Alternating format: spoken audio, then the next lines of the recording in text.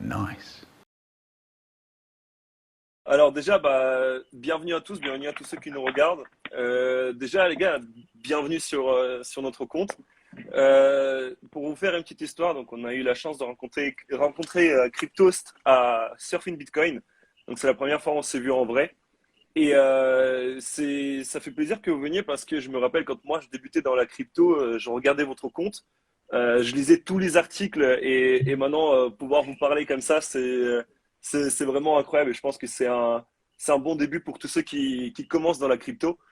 Donc du coup, l'interview portera justement sur le média Cryptost, donc sur ce que vous êtes, ce que vous voulez être, le rôle des médias aujourd'hui pour les crypto-monnaies en France, l'information en général dans ce domaine. Donc juste pour commencer, est-ce que vous pourriez juste vous présenter donc ce que vous faites, le nombre d'employés, combien vous êtes aujourd'hui, le nombre de lecteurs, juste donner un peu les informations générales sur vous pour qu'on puisse ensuite enchaîner sur des sujets un peu plus précis. Vas-y Clément, si tu veux commencer. Je te laisse. Merci déjà pour l'invitation, hein. Oui, merci beaucoup. Je te laisse pour petite présentation après et après sur Cryptost. Ok. Ok. Du coup, moi, c'est Clément Varzala. Je suis rédacteur en chef de Cryptost depuis maintenant 1 an à peu près. Et j'ai rejoint Cryptost en tant que rédacteur freelance il y a à peu près 2 ans et demi. Et depuis tout ce temps-là, je manage un petit peu toute la structure rédactionnelle de Cryptost. Donc, tout le contenu écrit, entre guillemets, passe par moi. Et voilà, j'essaye de faire en sorte que Cryptost garde cette ligne éditoriale de qualité.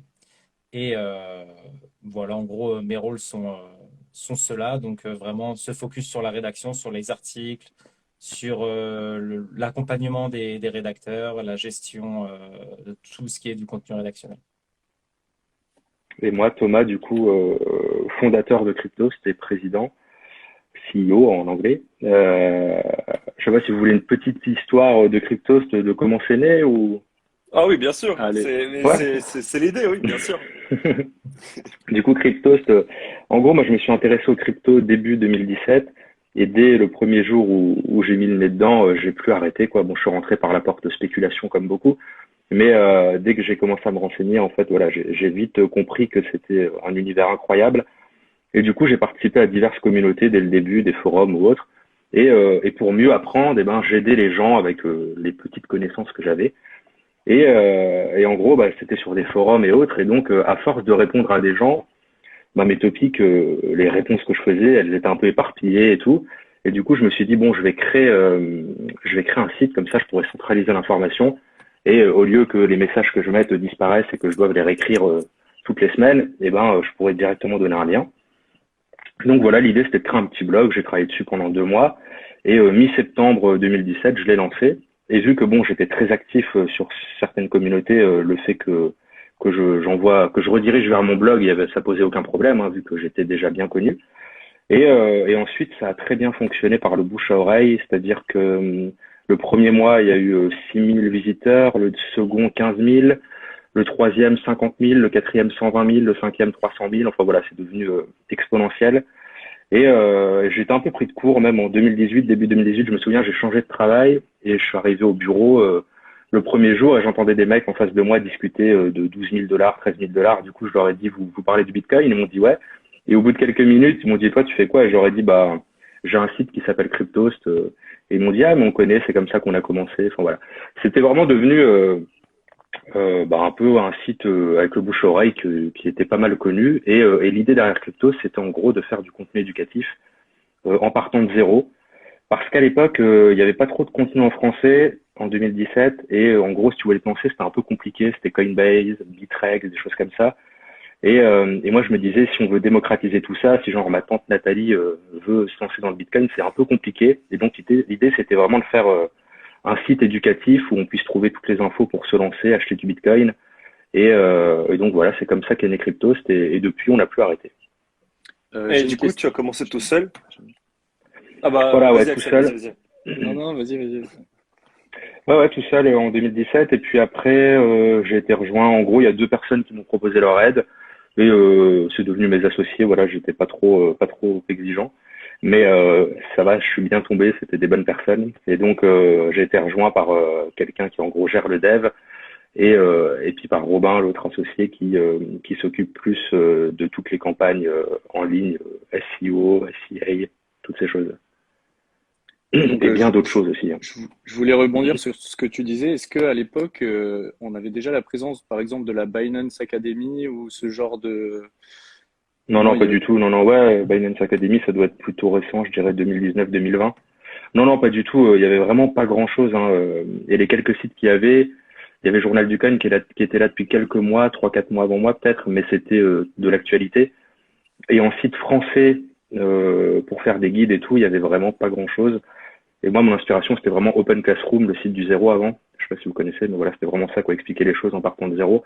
Et à part du contenu anglophone, non, il y avait vraiment pas grand-chose. Et pourquoi Cryptost? Pourquoi l'idée du toast derrière le site? Voilà, bah, j'ai beaucoup réfléchi. Et non, non, en 10 secondes, je cherchais un nom, un jeu de mots, crypto, toast, crypto, ça c'était plié, quoi. D'accord, C'était... donc il y a pas de signification particulière derrière. Non, je suis pas particulièrement passionné par les toasts, les tartines ou quoi. Non, c'était vraiment pur hasard. Et du coup, tu as commencé tout seul, mais aujourd'hui, vous êtes combien dans l'équipe? Alors aujourd'hui, on est 7 en interne, si on compte les associés, les CDI, les alternants, les stagiaires, et on est, je dirais, environ 25 à travailler au moins, enfin, chaque jour sur le site en comptant les freelances, quoi. Avec des vidéastes, des graphistes, une personne qui s'occupe de l'administratif de la paye, un commercial, enfin, des rédacteurs, donc voilà, des monteurs vidéo, ouais, ça fait pas mal de monde. Et du coup, une dernière question avant de passer dans le côté vraiment média crypto. Euh, donc, tu as dit que tu es arrivé à ton travail à l'époque et les gens, ils parlaient du Bitcoin. Mais à quel moment est-ce que tu te dis, OK, maintenant, je passe full time en travail pour moi, je passe full time sur Cryptost? Bah tout de suite, mais bon, vu que j'avais pas de revenus, c'était compliqué. Mais du coup, en gros, j'ai continué à travailler à un côté de Cryptost. Donc au début, moi, je travaillais entre midi et deux, les matins, les soirs jusqu'à 2 heures du matin, les week-ends. Si je prenais le train à 5 heures, ben, je travaillais pendant 5 heures. Voilà, je faisais que ça à côté de mon travail. Et là, ça fait vraiment 1 an et demi, en gros, que j'ai pu quitter mon ancien emploi et me lancer à plein temps sur Cryptost. Ouais. Donc D'accord. ça fait pas si longtemps, sachant que Cryptost a 4 ans et demi, j'ai quand même fait 3 ans en travaillant à côté. Donc il y avait déjà des C'est personnes comme Clément qui travaillaient à temps plein sur Cryptost, mais moi j'avais un job à côté, quoi. D'accord. Mm. ah, OK, bah vas-y, c'est une Axel, je belle... te laisse, je te laisse commencer. C'est une belle aventure. En tout cas, je pense que n'importe qui a un projet comme ça et qui voit en fait l'engouement autour de son projet, pouvoir se dire, allez, maintenant je quitte tout et je fais ce que j'aime tous les jours, enfin, c'est vachement inspirant. Et du coup, bah, alors, pour changer un peu de partie, arrêter de parler de crypto, on va aborder la place des médias crypto en France en général. Euh, Comment vous voyez en fait l'essor des cryptos et l'essor bah, du coup des médias crypto qui vont avec? Je pense que ça va de pair. Comment vous voyez ça? Comment vous abordez ça? Quelle est l'importance en fait du média dans l'univers de la crypto, quoi? Clément, Je te laisse commencer, Thomas, ouais. pour t'avancer. Bah pour moi, l'importance du média, en tout cas de nous, ce qu'on essaye de faire, c'est vraiment de délivrer du contenu qui soit le plus neutre possible déjà. Parce que c'est vrai que dans les médias plus traditionnels ou autres, il y a souvent un biais politique, soit un peu gauche, soit un peu droite. Dans les cryptos, ça pourrait être pareil, quoi, soit maximaliste Bitcoin, Ethereum, enfin, voilà. On essaye vraiment de délivrer un contenu assez neutre. S'il y a des critiques négatives à faire, on va les faire. Critiques positives, on va les faire également. Ensuite, beaucoup de transparence. Si on fait des partenariats commerciaux ou autres, on va essayer c'est on va les mentionner. Beaucoup de prudence aussi. On est contacté tous les jours par plein de projets qui veulent qu'on parle d'eux. Et donc, ben, on en sélectionne que très très peu, quoi. Donc, on évite de parler des projets qui sont pas encore connus, qui ont une trop faible capitalisation, par exemple. Et on va vraiment plutôt favoriser des partenariats avec des projets qui ont fait leurs preuves et où on a peu de doutes. On est quand même sur un milieu financier où les gens peuvent, en lisant un simple article, investir de l'argent. Donc voilà, on est très très prudent là-dessus. Et donc pour moi, le rôle d'un média, ben, c'est vraiment de couvrir l'actualité, de faire des enquêtes ou autres. Voilà, on fait aussi pas mal d'enquêtes où on dénonce des scams ou alors des choses pas nettes. Donc c'est de délivrer l'information la plus pertinente possible, le plus rapidement possible, mais toujours une information de qualité et en évitant de faire des articles en parlant de scam ou autre, en se faisant avoir, comme on a pu le voir récemment, où d'autres médias ou influenceurs ont parlé de certains projets qui, au final, ont été dénoncés par l'AMF ou autre. Voilà, c'est ça le rôle d'un média, quoi. Tout en essayant un minimum de gagner de l'argent pour continuer de vivre, quoi. Et du coup, ouais, vas-y, Clément, complète. je suis bien évidemment d'accord avec Thomas. Je rajouterais juste une petite chose pour préciser. C'est qu'aujourd'hui, bah, comme tu le dis, les crypto-monnaies sont en plein essor, ça explose, il y a beaucoup plus de gens, de plus en plus de gens qui s'y intéressent. Donc, il y a également de plus en plus de gens qui veulent lancer leurs propres médias. Sauf que aujourd'hui, c'est très compliqué, en fait, je pense, de trouver des médias de qualité parce qu'il y en a beaucoup qui sont opportunistes et qui essayent justement, parce qu'ils savent que c'est un média financier et que les gens, ils investissent, ils voient un article, ils vont investir direct parce que c'est fait pour, c'est tourné. Le texte est fait pour inciter les gens à investir. Donc ça, c'est dangereux. Il faut faire attention juste dans la sélection qu'on fait des médias qu'on suit. On a une très bonne compétitivité, en tout cas avec d'autres médias en France, entre Cryptost et d'autres médias qui font du très bon boulot également. Mais malheureusement, il y en a beaucoup qui ne jouent pas le jeu et auxquels il faut faire attention. Ouais, totalement. Et justement, pour rebondir là-dessus, comme tu dis, de temps en temps, on est dans un milieu qui évolue tellement vite, et donc il faut surfer sur les news. On voit à quel point les news affectent les marchés aujourd'hui.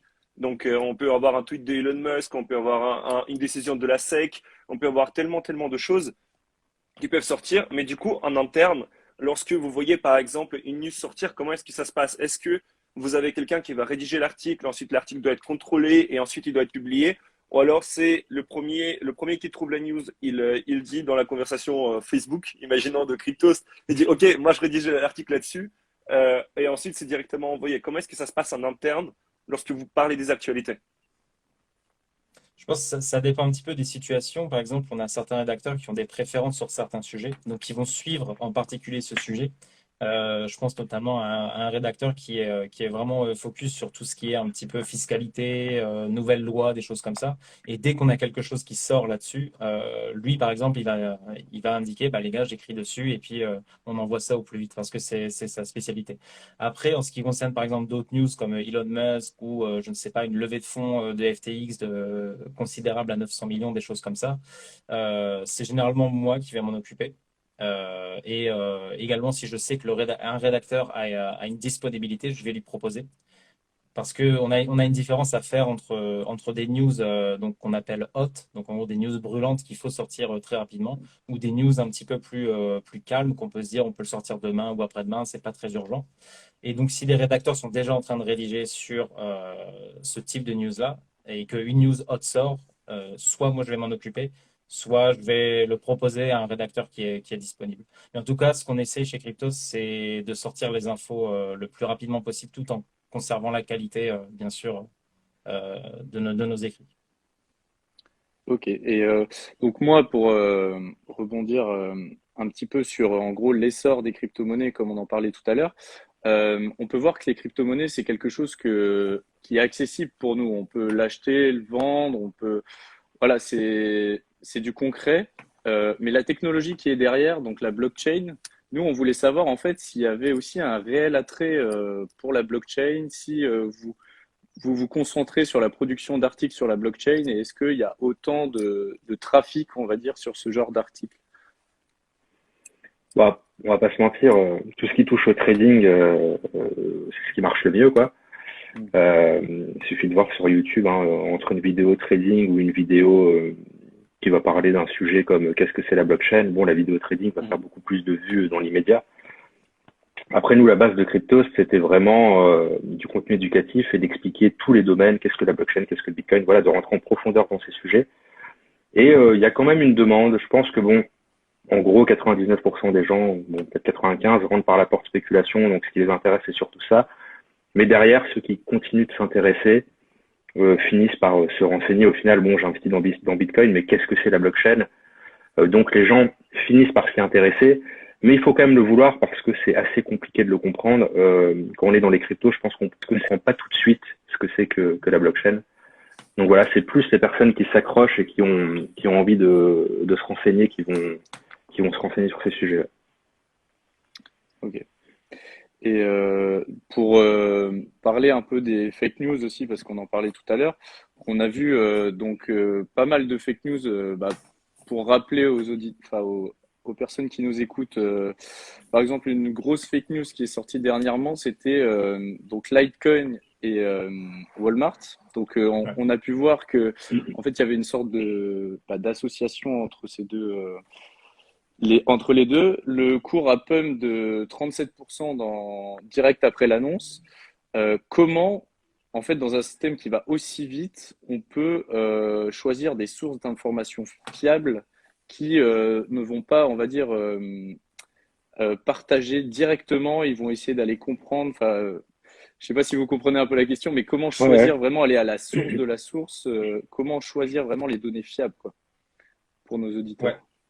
Alors, généralement, la véritable source et la première source, ce sont les communiqués officiels de l'entreprise. Nous, c'est là-dessus qu'on se base, en tout cas pour faire nos publications. Donc, on va essayer d'aller voir vraiment vraiment le truc le plus officiel possible, donc qui sort directement de l'entreprise.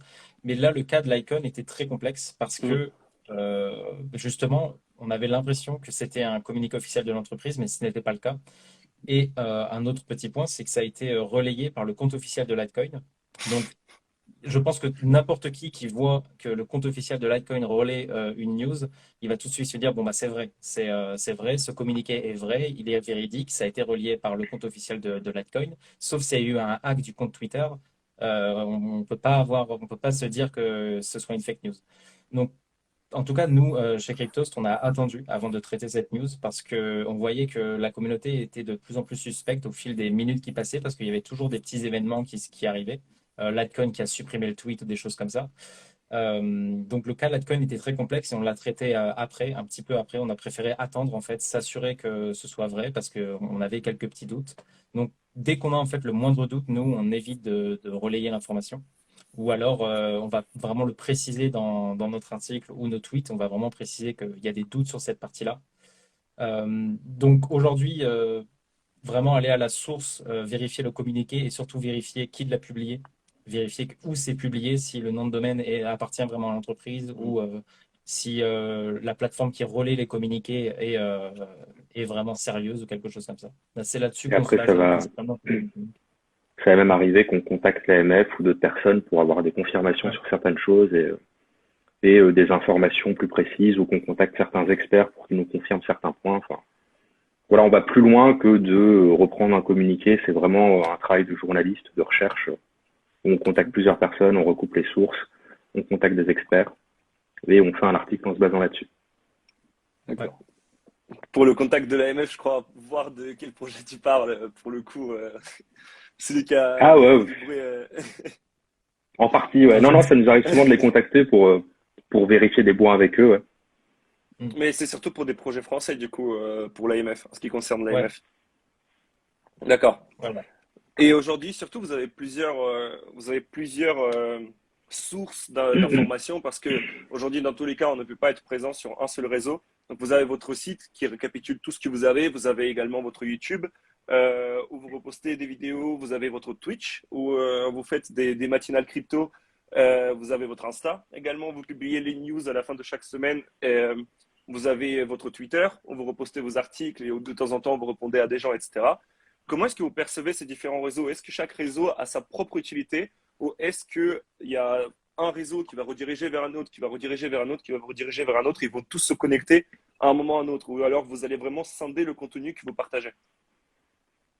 Non, on scinde quand même le contenu. Par exemple, quand on a fait Instagram, on s'est dit, on va pas faire Instagram pour refaire ce qu'on fait ailleurs. On va faire du contenu vraiment original avec des vidéos courtes, des nouvelles vidéos. Par exemple, on posait 5 questions à une personne, comme Asher, hein, que vous connaissez, qui est passé. Et chaque semaine, on publie voilà un truc vraiment très visuel avec un peu l'actu de la semaine. Mais par exemple, ça, c'est du contenu vraiment inédit qui a nulle part ailleurs sur nos réseaux. Et ensuite, nos réseaux, ils ont chacun un peu une spécification, enfin, en termes en tout cas de public cible. Par exemple, Twitter, c'est vraiment le public le plus averti aux crypto-monnaies, les personnes les plus exigeantes. C'est là où voilà, faut vraiment faire attention parce que la moindre erreur et on est tout de suite épinglé. Mais voilà, c'est les personnes qui se connaissent le plus en crypto.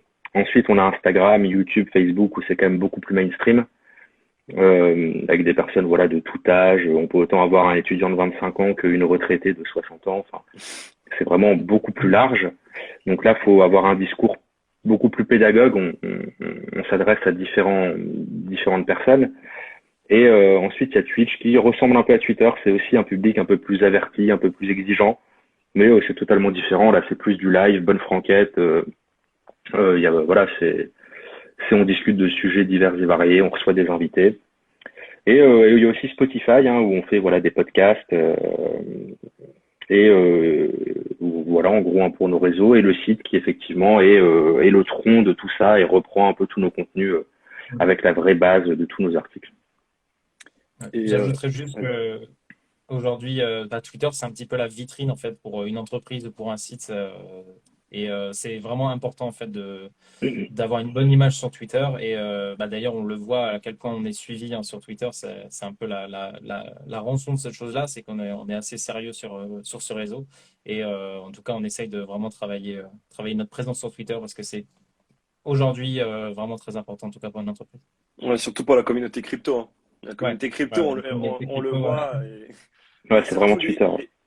Aujourd'hui, surtout, on voit que les réseaux sociaux servent plus pour de l'information. Et Twitter, aujourd'hui, c'est information instantanée qui donne le pouvoir aux gens de prendre les décisions instantanément sur les marchés. C'est pour reprendre Litecoin, hein, c'était vraiment le cas. Ça a été vraiment une allumette qui a été lancée, qui a tout enflammé et ça venait de Twitter. Et on voit aujourd'hui que c'est super important de pouvoir être réactif là-dessus et de pouvoir repartager les informations essentielles.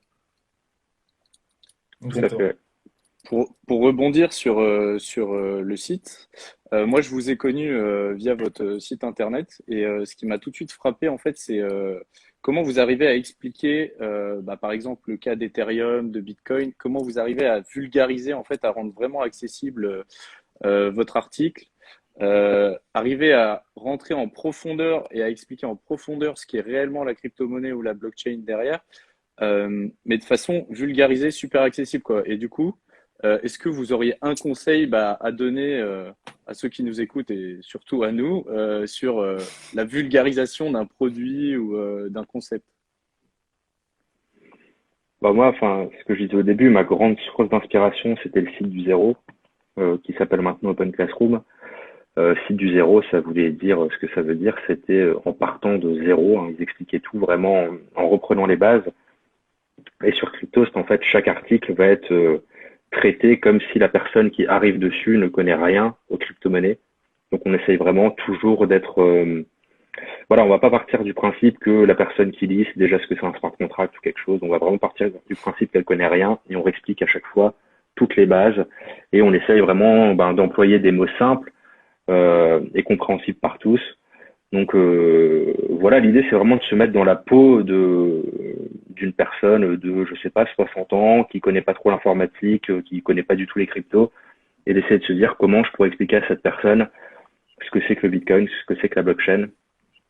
Et donc voilà, c'est se mettre dans la peau de quelqu'un qui connaît rien et essayer de... Après, c'est un travail difficile, hein. C'est pas, en one shot qu'on va réussir à le faire. Faut beaucoup se relire, beaucoup remodifier les phrases pour essayer de rendre ça vraiment le plus simple possible, d'enlever le superflu, d'aller à l'essentiel, mais pas perdre la personne, mais qu'elle comprenne bien de quoi il s'agit. On se rend compte de ça, comme tu dis, c'est quelque chose de difficile parce que aujourd'hui, quand on a commencé Hawk, on se dit, on était étudiants encore à l'époque, on se dit, on est 4 étudiants, et en fait, on veut donner l'impression aux gens que même les gens qui sont étudiants, ils peuvent investir parce qu'ils peuvent s'identifier à nous. Et du coup, on commence avec des simples posts, et plus on avance, moins tu peux parler juste de ce qu'est le Bitcoin, tu dois rentrer un peu plus en profondeur, tu dois expliquer de plus en plus de choses, et on se rend compte qu'au fur et à mesure, tu t'éloignes quand même de cette vulgarisation parce que tu veux aller plus loin, mais sauf que tu as en continu de nouvelles personnes qui arrivent vers toi et ils disent « Ah, mais attends, moi, je connais pas tout ça. Est-ce que tu pourrais vulgariser ça encore plus ?» Sauf que toi, à tes yeux, tu l'as tellement vulgarisé avant que ce concept-là, tu voudrais l'expliquer, tu voudrais le donner parce que c'est super intéressant, mais il y a des nouvelles personnes qui arrivent constamment et c'est pour ça que je trouve que d'ailleurs votre site est bien fait parce que vous avez les différentes catégories, donc formation Bitcoin, formation blockchain, formation exchange aussi, comment placer les trades, etc. Donc tout ça, c'est vraiment bien de garder ça de côté pour tous ceux qui arrivent même après et qui peuvent reprendre ça dès le début. Ce qui est plus compliqué aujourd'hui avec les réseaux sociaux comme Twitter ou Instagram. Ouais. Faut penser à LoL. LoL, quand tu fais une partie, à la fin, t'es niveau 18, t'es super fort. Et si tu relances la partie d'après, en fait, t'es de nouveau un débutant, niveau 1, hyper nul. Et mentalement, faut se remodeler pour être prêt à avoir perdu tous les dégâts que tu faisais et compagnie. Donc là, c'est pareil, il faut se remettre dans la peau d'un débutant. À chaque fois que tu fais un article, c'est une nouvelle partie et tu repars de Très zéro. bonne image. Ouais. Et du coup, avant cette interview, on avait préparé une question, mais entre-temps, vous avez atteint les 5000 abonnés sur Twitter. Déjà, les gars, félicitations. Parce que Merci. c'est surtout pour du contenu full français, c'est incroyable.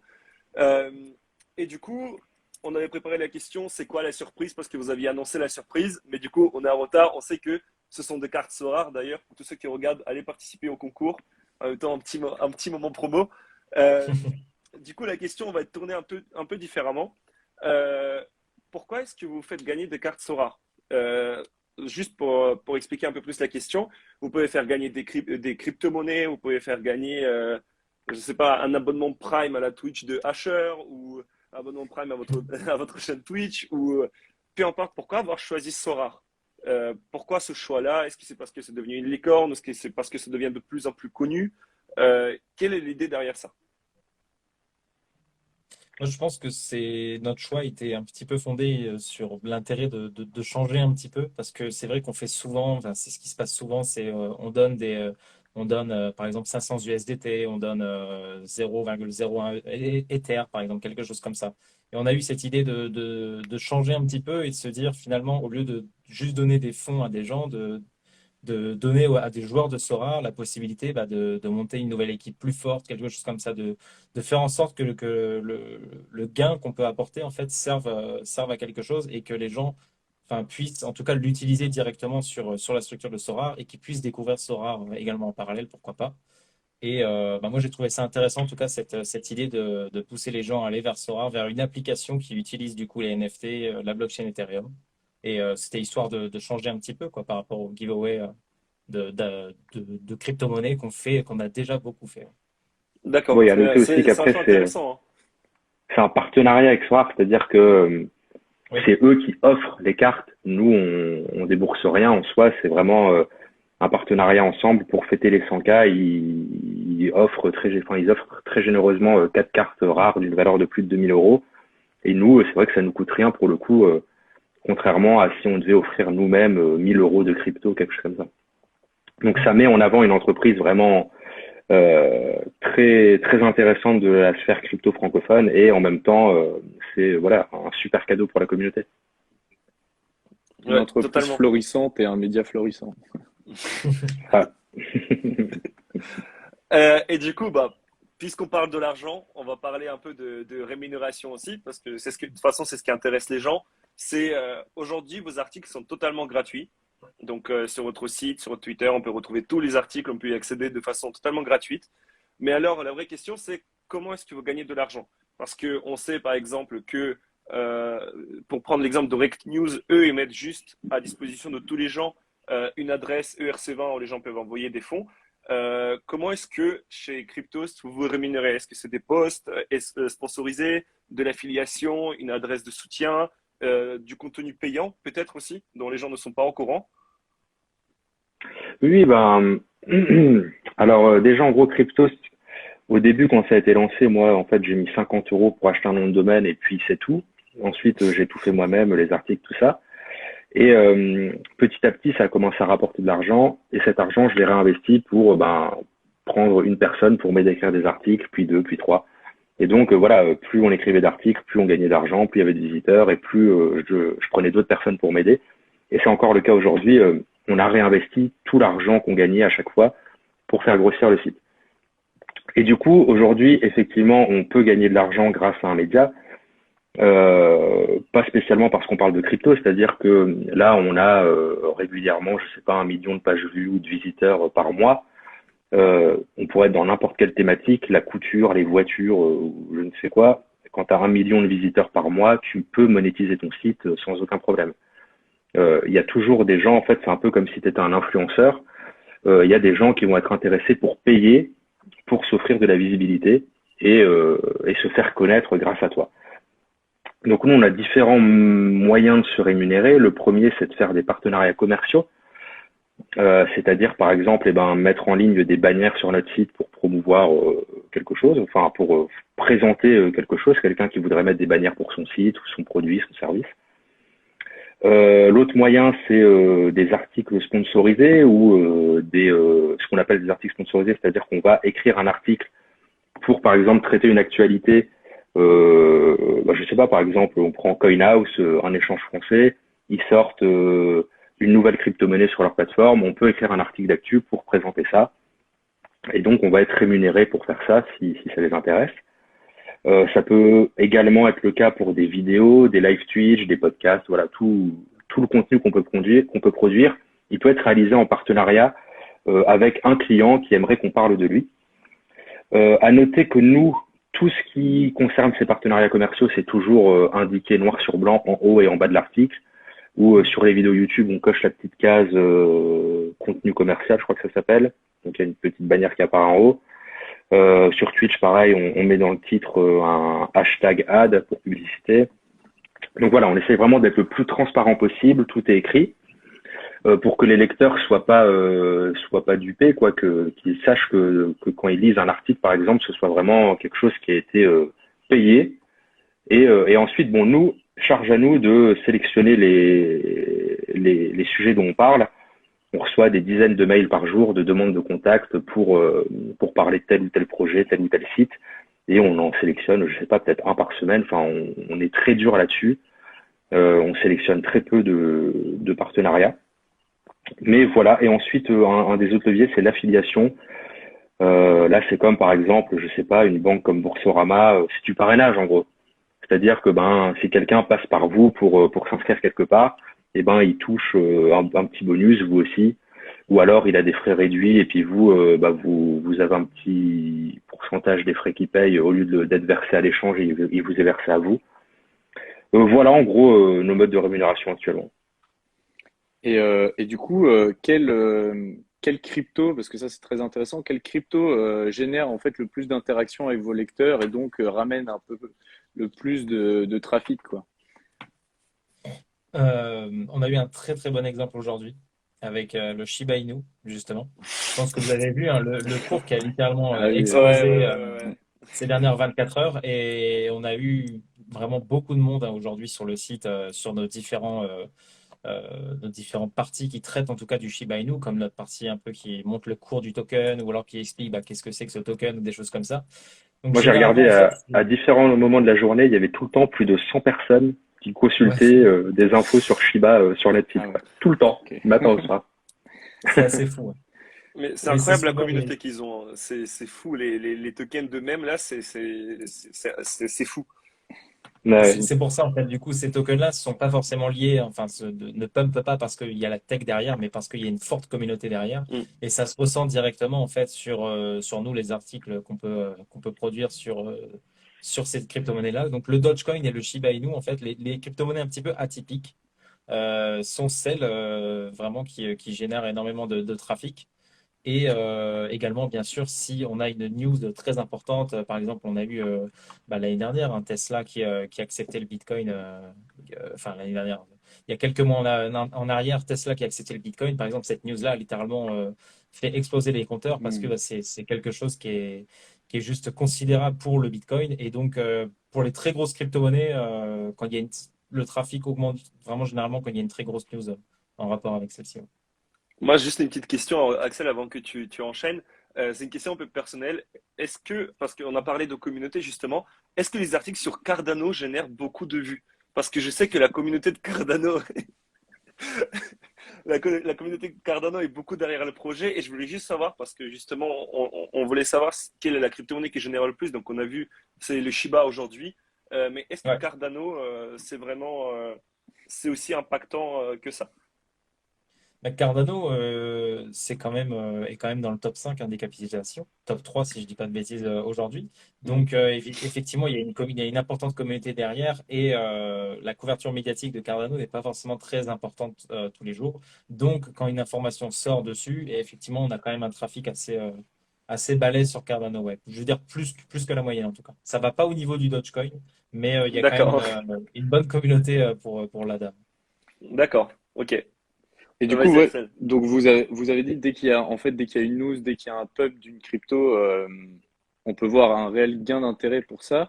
Est-ce que pour les grosses crypto-monnaies, est-ce que par exemple les toutes petites capitalisations, si vous écrivez un article et que dans les 2 jours la petite capitalisation, donc le petit altcoin explose, est-ce que vous allez voir un réel intérêt pour l'article sorti il y a quelque temps, on va dire, Mhm. sur ce sujet? Oui, oui. Bah, si c'est une petite capitalisation, ça veut dire qu'il y a très peu de gens qui sont intéressés au sujet, très peu d'articles qui sont sortis. Du coup, nous, si on publie un article, on va être tout de suite référencé en top page Google. Et donc, bah, si la crypto pump et que les gens commencent à s'y intéresser, ils vont tout de suite taper ça sur Google et tomber sur l'article. Donc oui, là, il n'y a pas de doute. Et alors nous, enfin c'est surtout une question qui intéresse beaucoup Artem parce que c'est son rêve.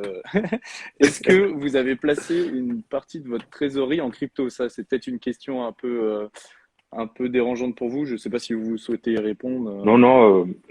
En gros, nous, depuis le début, ben, en fait, on a un site crypto. Donc, c'est vrai que j'ai encore eu le cas ce matin. On me demandait est-ce que ça nous intéresserait de parler, par exemple, de faire des partenariats avec des sites qui parlent de finances traditionnelles. Enfin, par exemple, des courtiers, genre de Giro et tout, qui parlent, enfin, voilà, qui font de la finance traditionnelle, comme des ETF, de la bourse et tout. Et donc, j'ai dit, bah non, à part si, pourquoi pas, on pourra étudier la question, si ils ont également des produits crypto. Mais sinon, ça nous intéresse pas. Donc nous, tous nos clients, c'est uniquement des personnes qui bossent dans la crypto. Et donc, ces clients, eh ben, il y en a une bonne partie qui payent en crypto. Donc nous, depuis la création de Cryptost, on a, je sais pas, je vais dire n'importe quoi, mais disons 40% de nos revenus en crypto, 60% en fiat, en euros. Et donc, eh ben, on essaye de tourner uniquement avec les euros et on tape dans la caisse crypto uniquement quand on a besoin.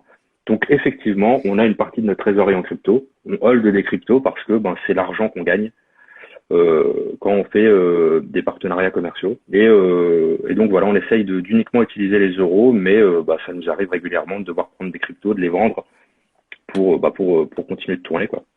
Ok. D'accord. Super intéressant. Super cool en tout cas de garder les cryptos. C'est un très, Et, c'est très apprécié. plutôt en stablecoin ou dans Quatre la monnaie cryptos, dans laquelle vous nous, travaillez? quatre cryptos, on n'a pas, par exemple, des petits projets qui vont nous passer leur crypto ou quoi. On a fait l'erreur en 2017 d'être payé par un petit projet et nos 3000 euros sont transformés en 30. Du coup, c'est vrai que bon, on fait plus trop ça. Maintenant, on accepte uniquement BTC, ETH et effectivement USDC. Ouais. On reste vraiment sur voilà, les trois cryptos là. D'accord. Bah, du coup, pour enchaîner, donc on va passer plutôt à la partie actualité. Je pense qu'Artem, la première question, on y a déjà répondu. Donc, le sujet Ouais, qui a le ouais. plus cartonné de la semaine, c'était le Shiba. Mm. D'accord. Bah, du coup, On je a vais eu, te laisser. Plaisir. Oui. non, Ouais. on a juste eu, parce que la semaine dernière, on a eu quelques news vraiment très sympas. Et je voulais juste préciser que souvent, on a des actualités qui cartonnent vraiment, c'est les actualités un peu atypiques.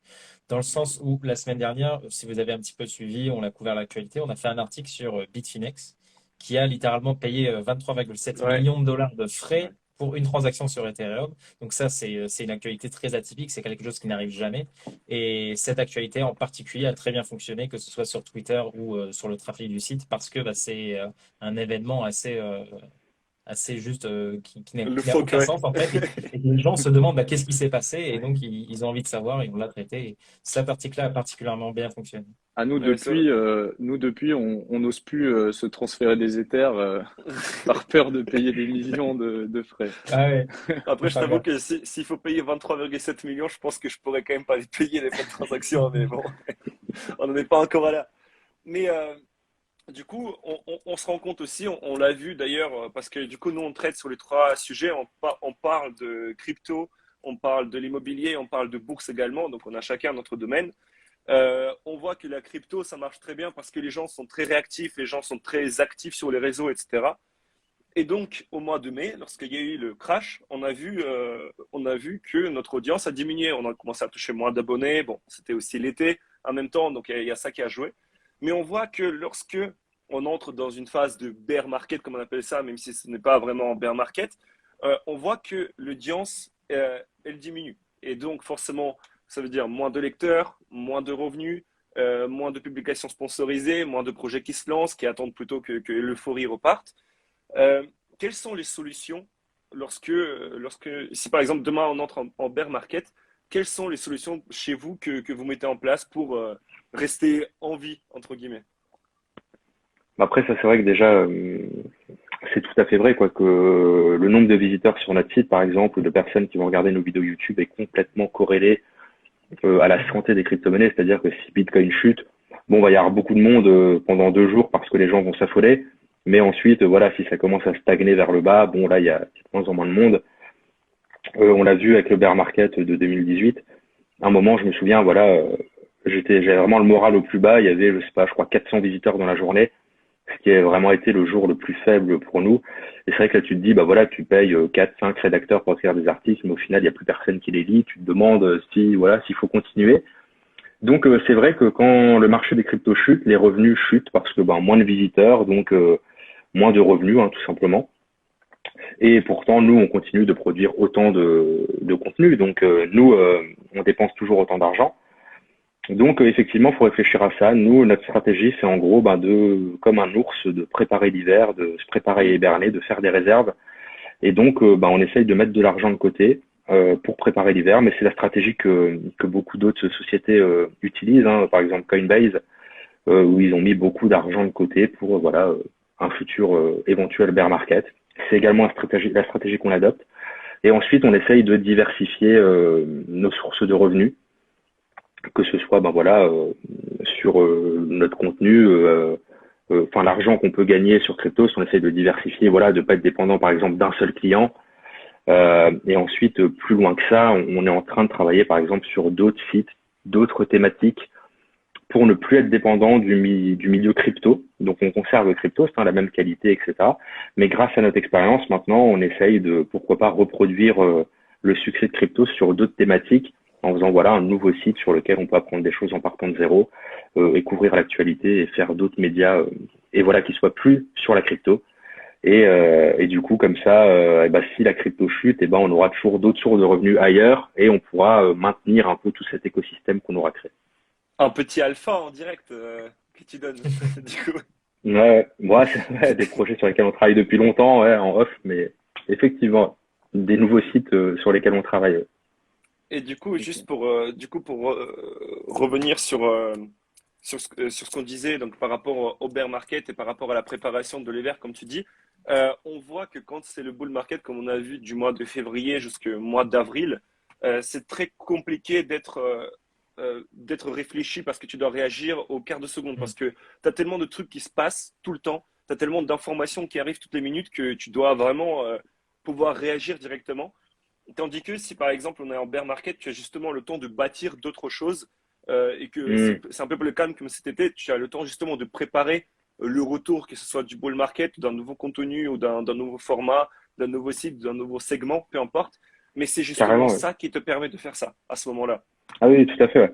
Nous, c'est vrai qu'on avait des projets en bear market sur lesquels on travaille. On essayait vraiment de se dire, c'est le moment, on continue de bosser à fond, à fond, à fond, pour que si un jour ça reparte, on soit présent, on soit solide. Et c'est ce qu'on a fait. Et là, effectivement, quand le bull run a repris, on a complètement mis de côté certains projets pour se consacrer uniquement à Cryptost et maximiser, notre impact avec Cryptost. Parce que c'est ce qui marche et pendant ces moments-là, on est à fond sur Cryptost, produire du contenu, faire des reportages de qualité, des articles de qualité, à fond sur les news dès qu'elles sortent et on met de côté les autres projets pour mettre toute notre énergie dans Cryptost, effectivement. Ouais. Bear Market, c'est un bon moment pour faire d'autres projets. Totalement. Ok, donc on va passer dans la dernière partie du live, donc un peu la clôture de ce live. C'est une question qu'on nous pose souvent à chaque fois qu'on est en interview ou en live, c'est où est-ce que tu vois ton média dans 1 an, 5 ans et 10 ans, par exemple? Où est-ce qu'on voit notre média dans 5 ans? C'est vrai que c'est une grande Nous, question parce que ça pourrait dépendre du bull market, du bear market, hein, ouais. mais dans les grandes lignes, on va dire. Après, nous, on est vraiment là pour du long terme. On se voit pas dans 5 ans ne plus exister. On n'est pas là pour, par exemple, faire un braquage, gagner plein d'argent tout de suite en faisant la promotion de n'importe quoi et puis mettre la clé sous la porte l'année prochaine. On est vraiment là pour construire quelque chose de solide sur du long terme. On se voit un peu, enfin, on se rêve en AFP des cryptos, la source la plus fiable pour les crypto-monnaies. On se voit comme voilà le média le plus réputé que les gens aiment consulter pour avoir une source d'information fiable. Également le site éducatif le plus réputé, le plus apprécié. Donc voilà, c'est vraiment le projet, c'est vraiment donc Cryptost, que Cryptost perdure dans le temps, que Crypto soit toujours là dans 20 ans, comme un média de référence et un site éducatif de référence sur les crypto-monnaies. Et ensuite, nous, de façon un peu utopiste, on se voit aussi, pourquoi pas, vraiment révolutionner un peu le média en lui-même. Je vous l'avez sûrement remarqué, mais c'est vrai que les gens ont perdu pas mal confiance, la population, dans les médias, parce qu'il y a des milliardaires derrière, des entreprises, des conflits d'intérêts, parce qu'on sait que les sujets tristes, ça marche mieux, parce que si, parce que ça, et du coup, c'est vrai que les gens ont moins confiance dans le média, dans l'information qu'avant. Et donc, on aimerait bien, pourquoi pas, essayer, grâce à la blockchain, de déjà proposer peut-être un nouveau modèle plus transparent, où les gens puissent retrouver confiance. Et le média aussi, on l'a vu, a eu beaucoup de mal à prendre le virage Internet. Le seul truc qu'ils ont en place, en gros, c'est payer 1 € pour lire l'article. Et on sait que ça marche pas. Et donc voilà, on a un problème qui est lié, en gros, qui est que les médias ont du mal à se financer. Du coup, ils sont obligés de faire appel à des sources externes pour exister. Du coup, il y a des conflits d'intérêts. On n'a plus forcément confiance. Et donc, l'idée, ça serait pourquoi pas d'essayer de retravailler un peu tout ça et de proposer une solution grâce à la blockchain à la fois pour avoir de meilleures sources de financement différentes. Pourquoi pas proposer également à la communauté comme une DAO d'avoir son mot à dire, de décider. Grâce à la blockchain, d'avoir de la transparence, des sources fiables. Et donc voilà, essayer de proposer une solution pour aider un peu les médias. On commencerait par Cryptos, bien entendu, mais pourquoi pas essayer de proposer une solution pour le média en lui-même, l'industrie du média. Avec le toast en tant que token de gouvernance d'IDAO. Voilà, ça existe déjà les toasts, mais on trouverait autre chose. Et pour rebondir là-dessus, votre audience, elle est francophone en général ou elle est exclusivement française? Non, francophone, ouais, on doit avoir, je sais pas, 80% de personnes qui vraiment viennent de France, et ensuite Ouais. beaucoup de personnes qui viennent de Belgique, Canada, États-Unis, Suisse, Luxembourg, et ensuite pas mal aussi de personnes juste après qui viennent par exemple de pays d'Afrique où les gens parlent aussi beaucoup français. Voilà en gros, hein. C'est Mais il vrai y que a des expatriés aussi aux États-Unis, des choses comme ça. ça serait une belle source de développement d'être entre guillemets le média qui rassemble toute la francophonie autour de la crypto-monnaie, quoi. C'est vrai quoi, nous aujourd'hui on met vraiment l'accent sur la partie francophone. On nous demande souvent pourquoi pas une version anglaise ou autre. C'est vrai que voilà, c'est déjà énormément de travail de réussir à pérenniser un média francophone, et c'est un chantier encore plus énorme de passer sur anglophone. Donc voilà, chaque chose en son temps. Pour l'instant, nous c'est vraiment le média francophone de référence. Ça nous irait déjà très très bien. Et donc l'avenir, c'est de dépasser les médias, devenir le premier. Mais déjà cette année, avec le sondage de CryptoCheck, d'ailleurs le premier sondage français qui a été réalisé récemment, vous êtes classé dans le top 3 des sites francophones comme référence. Et donc, pourquoi est-ce que vous pensez que vous êtes dans ce classement-là? C'est un moment sincère pour vous où il faut être honnête, il ne faut pas être timide par rapport à ça. À quoi est dû votre succès? Clairement, c'est ça la question. Pardon. Je pense même qu'on peut le lier à. En tout cas, c'est ma vision des choses, hein. Évidemment, comme tu le dis, faut être honnête. Je pense que c'est lié à la qualité de ce qu'on propose. C'est vraiment là-dessus. Enfin, c'est ce qu'on cherche, en tout cas, depuis le début. Et c'est moi ce qui m'a plu dans Cryptos. Pourquoi je rejoins Cryptos? C'est parce qu'ils avaient, enfin, Thomas et les autres associés avaient cette idée de vraiment passer vers le vecteur de la qualité, privilégier ça plutôt que la quantité. Et moi, je trouve que c'est très important. Et je pense que sur le long terme, c'est ce qui fonctionne. C'est ce que les gens, en tout cas, aiment et c'est ce que les gens remarquent. C'est peut-être comme ça qu'on se différencie par rapport à certains autres médias, en tout cas. Je ne critique pas du tout la qualité, mais en tout cas, je pense que Cryptos a cet accent sur la qualité et aussi sur le respect de sa communauté. dans le sens où, comme Thomas l'a dit précédemment, on fait très attention à ce qu'on met en avant. On fait vraiment un travail de recherche poussé sur un partenaire potentiel, donc on fait vraiment gaffe sur ce qu'on peut proposer, en tout cas comme contenu. Et je pense que la communauté nous en remercie en revenant sur Cryptost et en nous. Et après, Ouais. Crypto, c'est vraiment que des passionnés, quoi. C'est-à-dire que si on cherche un rédacteur, on va pas prendre, je sais pas, un journaliste qui connaît rien en crypto. On va prendre un mec passionné des cryptos, qui sait écrire, qui sait rechercher. Et c'est que des passionnés, donc ça se ressent aussi dans le travail. Même moi, quand j'ai lancé le site, c'était vraiment par passion.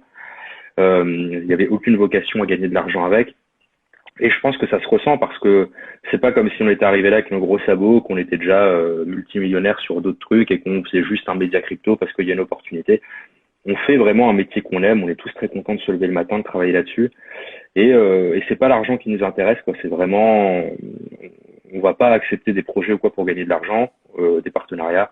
On est vraiment là, on fait notre travail par passion, ça marche bien, on est content. Et je pense que ça se ressent énormément, d'un point de vue des lecteurs et des personnes qui nous suivent. Ce côté, voilà, ça se voit qu'on fait des choses qu'on aime. Et, euh, et voilà, pour moi, c'est vraiment une des raisons qui fait que qu'on est beaucoup suivi. Le chat a l'air d'accord, en tout cas. Ouais, c'est ça. Vous avez plein de commentaires positifs. D'ailleurs, j'ai remarqué un commentaire, justement, à chaque fois que je découvre un projet, mon premier réflexe, c'est de taper sur Google le token Cryptost. Et je me rappelle parce que j'avais exactement la même technique quand moi j'avais commencé dans les cryptos. Donc, je comprends totalement et je conseille pour tous ceux qui débutent de faire ça. Ça fait Et du coup, plaisir, les ouais. gars, on arrive à la fin de ce live.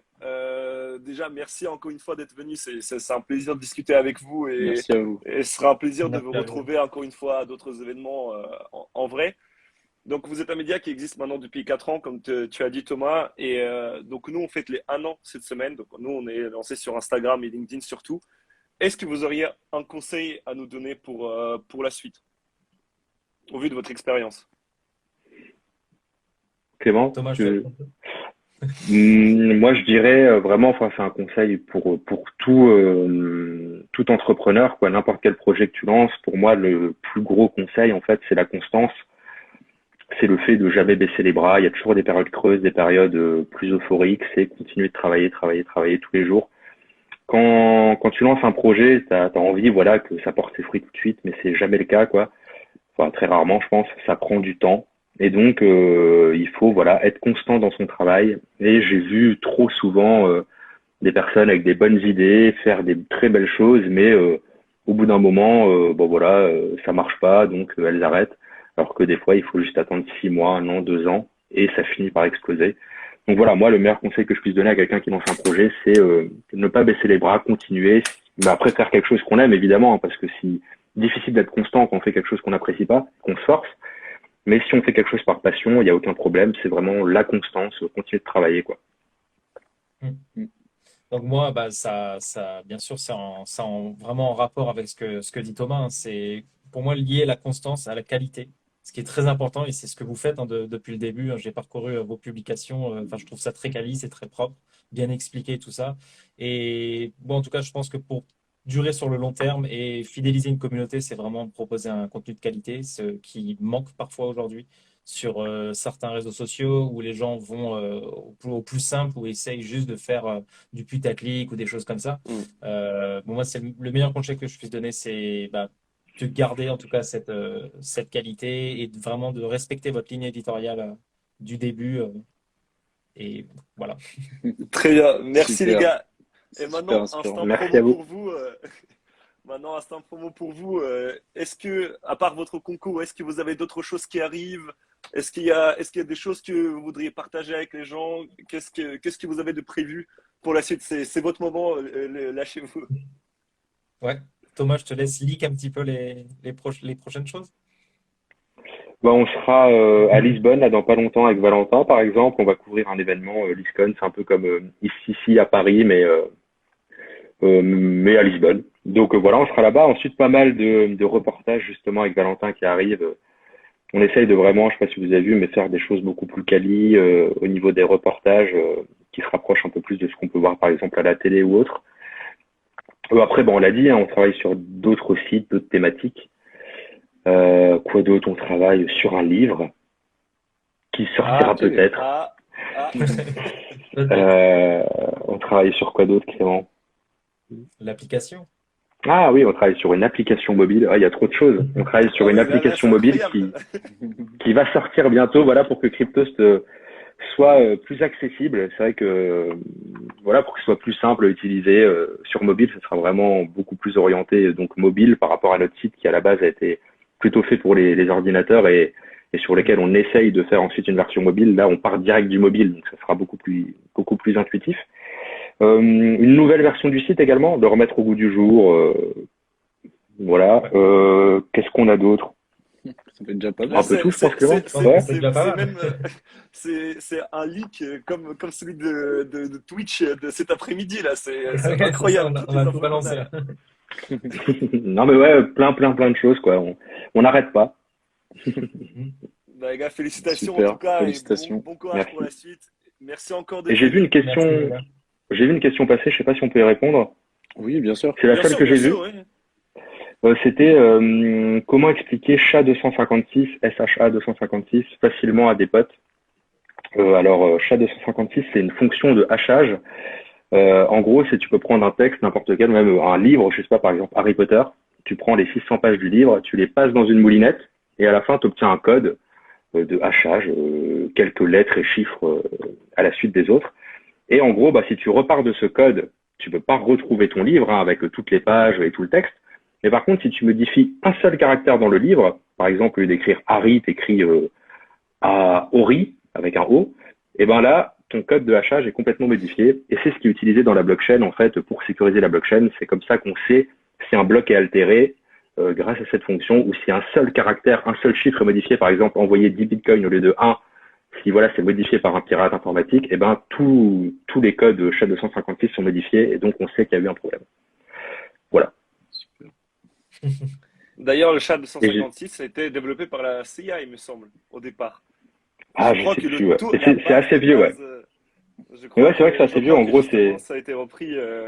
Du coup, les gens ils pensent que Satoshi Nakamoto c'est la CIA, mais bon, on va pas Hmm. spéculer là-dessus.